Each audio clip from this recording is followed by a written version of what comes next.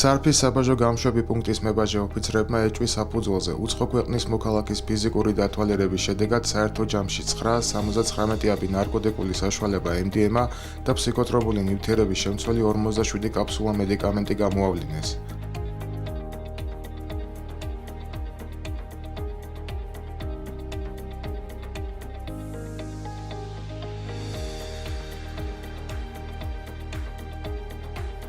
სამართალდამღებ მოქალაქეს ორ შეფუთვად დაფასებული აკრძალული საშუალებების სხეულზე მალულად ჰქონდა განთავსებული.